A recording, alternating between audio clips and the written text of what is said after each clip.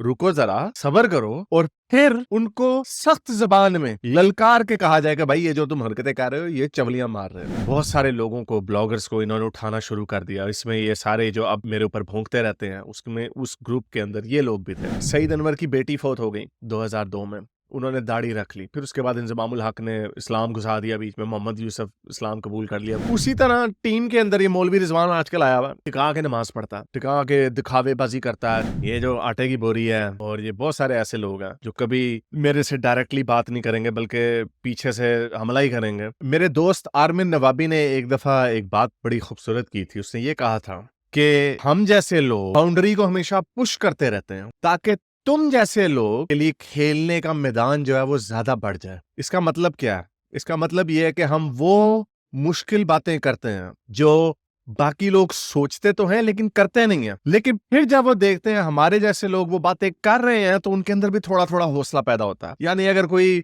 बड़ी मजहबियत वाला मुआशरा है, उसके अंदर मजहब के ऊपर कोई बात नहीं कर सकता, जितना मर्जी मजहब थोपे जाओ थोपे जाओ थोपे जाओ, आगे से कोई, कुछ लोग सोचते हैं यार ये कुछ ज्यादा ही नहीं हो रहा, लेकिन उनमें कहने की हिम्मत नहीं होती। फिर उनको हमारे जैसे लोगों की जरूरत होती है कि नहीं भाई रुको जरा, सबर करो, और फिर उनको सख्त जबान में ललकार के कहा जाएगा भाई ये जो तुम हरकतें कर रहे हो ये चवलियां मार रहे हो। तो ये वो मुंह फट एक्टिविज्म होता है जिसकी जरूरत हर मुआशरे में होती है। हर मुआशरे में जब लोगों ने स्टेटस को कुछ चैलेंज किया है तो बाकी लोग उठे हैं, डायरेक्टली या इनडायरेक्ट। इसके ऊपर एक बड़ी इंटरेस्टिंग डेवलपमेंट है, उसके ऊपर बात करते हैं, लेकिन आगे जाने से पहले इस वीडियो को ज्यादा से ज्यादा लाइक करें, शेयर करें, सब्सक्राइब करें।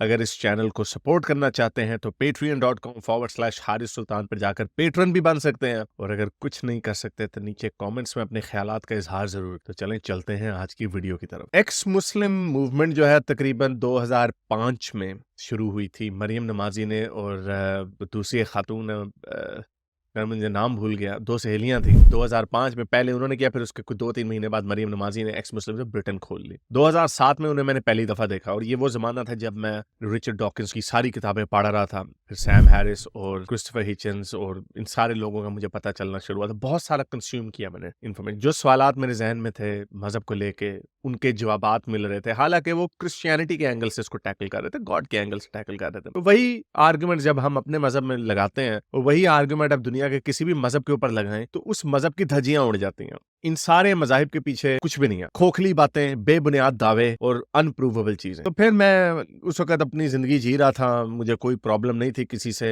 मेरी ऑस्ट्रेलियन लड़की से पार्टनरशिप हो गई, मैं उनके साथ रहता था। तो लेकिन ये इश्यूज जो थे मुझे बड़े इंटरेस्ट करते थे। फिर 2017 में मुझे ये पता चला कि उस वक्त चौधरी निसार इंटीरियर मिनिस्टर थे पाकिस्तान के, और ये बहुत सारे लोगों को, ब्लॉगर्स को इन्होंने उठाना शुरू कर दिया। इसमें ये सारे जो अब मेरे ऊपर भौंकते रहते हैं उसमें उस ग्रुप के अंदर ये लोग भी थे। मुझे इनका नहीं पता था, लेकिन मैंने बाहर से खबर पड़ी कि ये क्या हो गया। फिर उसके कुछ 1-2 महीने बाद ही मशाल खान का वाकया हो जाता। तो फिर मैंने सोचा, हालांकि मैं main stream Sunni Punjabi Pakistani family से हूँ, यानी प्रिविलेज क्लास, यानी अगर जिस तरह लोग जाते हैं पाकिस्तान में जाएं, बड़े मजे से लोग जाते हैं, बाहर की डायस्पोरा जो है 2-3 महीने वहां पे पार्टी लुआरी के पूड़ी हलवे वगैरह खा के आ जाते हैं, एंजॉय करते हैं। और तब तक मैं भी आता जाता रहता था। मैं 2015 में भी गया, 2011 में भी गया, उससे पहले भी 2-3 दफा गया। तो मैं जाता रहता था, मुझे कोई फर्क नहीं पड़ता था। It was none of my business. ठीक है ठीक है, अपने तक रखो। लेकिन जब ये वाकया हुआ तब मेरे अंदर से कोई आवाज आई कि ये बदमाशी है, अगर मैं नहीं बोलूंगा तो और कौन बोलेगा। और उस वक्त कोई नहीं बोलता था। ये लोग थे जो अंडरग्राउंड काम कर रहे थे, लेकिन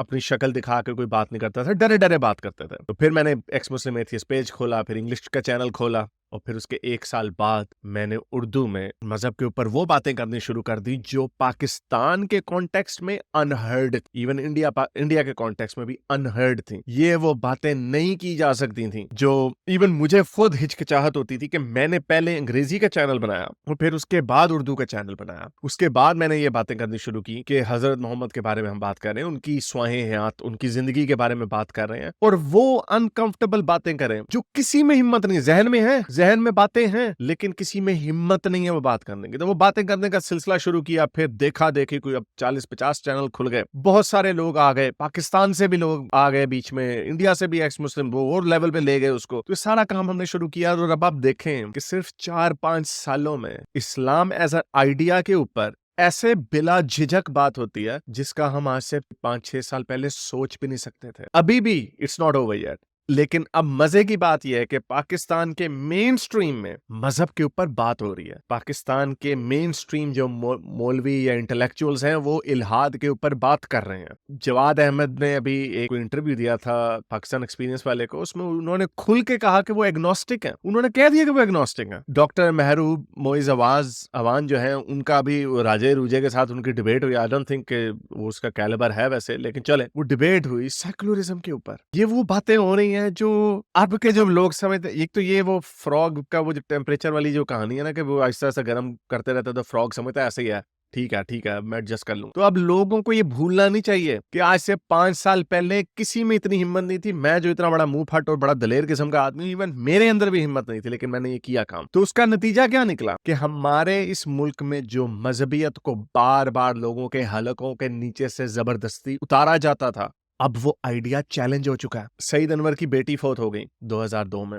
उन्होंने दाढ़ी रख ली, फिर उसके बाद इंजमामुल हक ने इस्लाम घुसा दिया बीच में, मोहम्मद यूसुफ इस्लाम कबूल कर लिया, वगैरह वगैरह, ये सारे काम चल गए। पाकिस्तान में एक इस्लामियत की टीम के अंदर भी इस्लाम, क्योंकि ये कॉन्सेप्ट है कि अगर मजहब सच्चा है और सबसे अच्छी चीज है तो फिर उसको हर चीज के अंदर घुसा दो। और यही वो लॉजिक है कि मजहब को इन्होंने टॉयलेट के अंदर भी घुसाया हुआ है, खाने के अंदर भी घुसाया हुआ है, आपके दफ्तर के अंदर भी घुसाया हुआ है, आपके क्रिकेट टीम के अंदर भी घुसाया हुआ है। कौन है जब कोई मौलवी बन जाएगा प्लेयर और नमाजें पढ़ेगा, सड़क पे रोक के पढ़ेगा, तो कोई क्या उसे रोकेगा? किसी में हिम्मत नहीं होगी, क्योंकि वो आगे से कहेगा तुम मुझे इस्लाम से रोक रहे हो, वो इस्लाम तुम्हें पता नहीं सबसे अच्छी चीज है। उसी तरह टीम के अंदर ये मौलवी रिजवान आजकल आया हुआ, टिका के नमाज पढ़ता है, टिका के दिखावेबाजी करता है सड़क पे, न्यूयॉर्क में वहां पे मस्जिद है, नहीं बट ड्रामेबाजी, लेकिन कोई रोक नहीं सकता। लोगों के दिलों में ये बात 100% आती होगी कि यार ये ड्रामे कर रहा है, ये बेशरम आदमी जान के बकवास कर रहा है, लेकिन अब मैं क्या करूं, अगर मैं उसको कहूंगा तो मेरे पीछे लोग पड़ जाएंगे। तो सुनिए, अभी रऊफ क्लासरा ने, ये जो मैं बात बड़े अरसे से ये जो मैं इनका मजाक उड़ाता चला आ रहा हूं, और ये again going back to Armin Navabi's quote कि आप लोगों को, हमारे जैसे लोगों की जरूरत है जो मुंह फट होके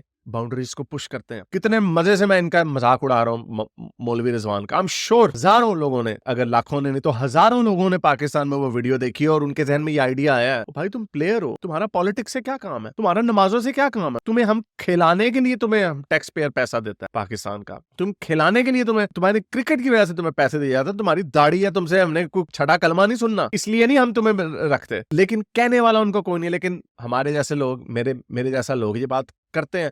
तो अब देखिए रऊफ क्लासरा ने क्या कहा, सुनिए। सर इल्जाम भी सही, नो ऑफेंसेस टू इंजमामुल हक साहब। इंजमामुल हक साहब इससे पहले कुछ और, वो ये कहते हैं कि ये उससे हट के, मतलब खेल से हट के, ये बात होती रहती है कि तबलीग का जो एलिमेंट आया है टीम के अंदर, उसमें भी बड़ी हद तक चीजें जो हैं बड़ा गर्क हो किया गया है। खेल को खेल नहीं रहने दिया, उसमें मजहबी टच भी ले गए हैं, उसमें सियासी टच भी आ गया है, इंटरनेशनल पॉलिटिक्स भी आ गया, और भी कुछ प्लेयर्स ने किया है। कल जैसे आपने देखा अफगानिस्तान के प्लेयर ने कह दिया, या हमारे वहां पे जो प्लेयर थे उन्होंने गजा के बारे में कह दिया। सो इसमें पॉलिटिक्स भी आ गया, इसमें मजहब भी आ गया, इसमें प्रोफेशनलिज्म, जो स्किल का खेल था वो गायब हो गया। डू यू एग्री कि इंजमाम साहब का या उनसे पीछे का, जो उससे पहले हमने देखा बहुत सारे प्लेयर्स जो हैं, तो उन्होंने अपने आप को ट्रांसफॉर्म किया इनटू रिलीजियस। अब मुझे नहीं पता कि इसका बाकी का उन्होंने जवाब क्या, डॉक्टर नुमान ने क्या इसका जवाब दिया, लेकिन हैविंग सेड दैट, ये वो बात है जो दबे दबे दबे अल्फाज में उन्होंने कह दी, और उन्होंने साथ पॉलिटिक्स भी डाल दी कि यार पॉलिटिक्स का भी करते हैं बीच में, कि उन्होंने देखे गजा के ऊपर भी पॉलिटिक्स की बात होगी वगैरह वगैरह। हालांकि खाली रिलीजन की करते तो और पोटेंट होती, but more potent,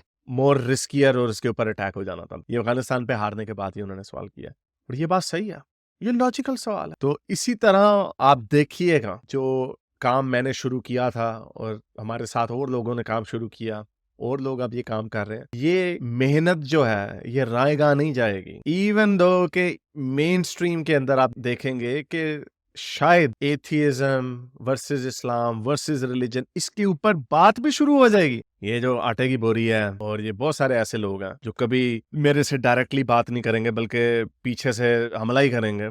let me remind you कि if it wasn't for people like me pushing the boundary, then you would not have had this playing area. तो खैर इन चीज़ों में मेडल नहीं मिलते होते, इन चीज़ों में रिजल्ट देखा जाता। तो मुझे बड़ी खुशी है कि अभी आज ये रऊफ क्लासरा ने बात की है, जवाद अहमद ने खुल के कह दिया कि वो एग्नोस्टिक है, पहले नहीं कह सकते थे। थैंक्स, हमने ये फिजा क्रिएट कर दी और अब आगे आगे देखिएगा ये चीजें और आम होती जाएंगी। तो इसलिए मैं कहता हूँ हमारे पास हारने को कुछ नहीं है, हम तो पहले 1-2% भी नहीं है, इनके पास है हारने के लिए। 96% पाकिस्तान में मुसलमान रहते हैं, क्या ये 96 से 95 हो सकते हैं? 96 से 97 या 8 नहीं होंगे, ये वो नहीं होगा। We have more ground to gain and they have only ground to lose. तो उम्मीद करता हूँ आज की वीडियो आपको पसंद आई होगी, इसके साथ साथ लाइक करें, शेयर करें, सब्सक्राइब करें। अगर इस चैनल को सपोर्ट करना चाहते हैं तो patreon.com/हारिस सुल्तान पर जाकर पेट्रन भी बन सकते हैं, और अगर कुछ नहीं कर सकते तो नीचे कमेंट्स में अपने ख्यालात का इजहार जरूर करें। अब तक के लिए इतना ही, अगली वीडियो तक साइंस हाफिज। अगर आपको मेरी ये वीडियो अच्छी लगी तो मेरे चैनल के मेंबर बनिए, पेट्रन बनिए, या फिर आप मुझे बाय मी या कॉफी में भी सपोर्ट कर सकते हैं।